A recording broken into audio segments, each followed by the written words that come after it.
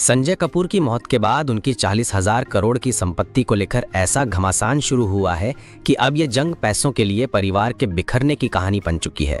करिश्मा कपूर ने अपने दोनों बच्चों को लेकर दिल्ली में डेरा डाल दिया है, तो वहीं संजय की तीसरी पत्नी प्रिया सचदेव भी अपनी चालें चलने लगी है। अब झगड़ा सिर्फ संपत्ति का नहीं रहा, बल्कि ये मामला मानसिक तनाव, पारिवारिक मतभेद और लालच के खेल में तब्दील हो चुका है। बात यहीं खत्म नहीं होती। प्रिया जब संजय कपूर के साथ ब्याह कर उनके घर आई थी, तो उनके साथ उनकी पहली शादी से हुई बेटी सफीरा भी साथ आई थी।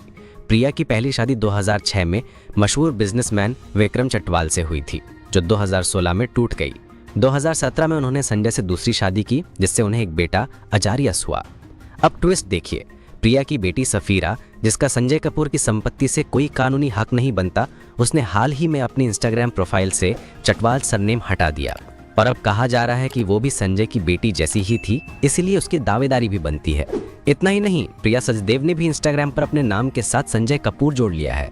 वहीं दूसरी तरफ संजय की मां रानी कपूर ने तो यहाँ तक कह दिया है कि उनके बेटे की मौत संदिग्ध है और उन्होंने इसके पीछे संपत्ति को वजह बताया है। उन्होंने जांच की मांग कर दी है।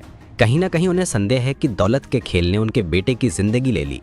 अब इस संपत्ति युद्ध में एक तरफ करिश्मा कपूर अपने बच्चों समायरा और कियान के हक की लड़ाई लड़ रही हैं, तो दूसरी तरफ प्रिया सचदेव अपने बेटे अजारियस के साथ साथ अब शायद सफीरा को भी सामने लाने की योजना में है। ये वही लोग हैं जो संजय कपूर के अंतिम संस्कार के दिन एक दूसरे को गले लगा रहे थे, लेकिन अब जैसे ही पैसों की बात आई, रिश्तों की तस्वीर ही बदल गई।